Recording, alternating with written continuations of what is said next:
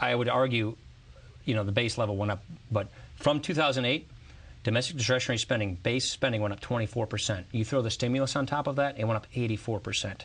So we have had an absolute gusher of domestic discretionary spending over the past 2 years. I would take all that money back. It didn't work.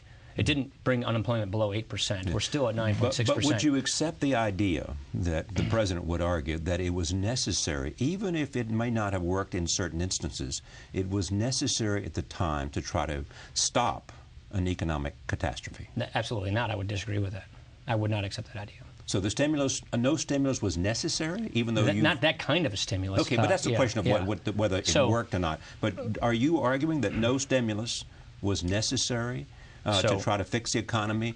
They came out of the crisis of September 08. So, well, first of all, the Federal Reserve is really who pumped the stimulus in there. So the Fed needed to fill the gap with the liquidity crisis. The Fed had to put facilities, they had to put money in the system. I'm very much opposed to QE2 right now. We can get into that if you want to. I'm next. So, but no, I do not believe borrowing and spending works. It hasn't in the past. I'm not a Keynesian. I'm not a demand sider, so this is no surprise. What's necessary to get unemployment from 9.6? 4 things. Okay. 4 things I would do. Low and predictable tax rates.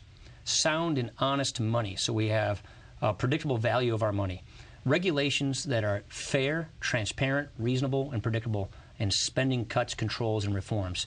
Show the world that the Americans are not going to have a debt crisis, that we're going to preempt it, that we're getting our spending under control, that we're getting our debt under control. Calm down the credit markets. The 4 basic cornerstones and foundations of economic growth. Low tax rates, sound money, reasonable, predictable regulations, spending reform and controls. There's no substitute for those things. No sugar-high economics like a stimulus is going to substitute the fact that we're not getting the core foundation for economic growth right. Our fiscal policy is miserable right now, and now, going to QE2, I would argue our monetary policy is trying to bail out the fact that we have bad fiscal policy, and they're compromising the value of our money in the process of doing so.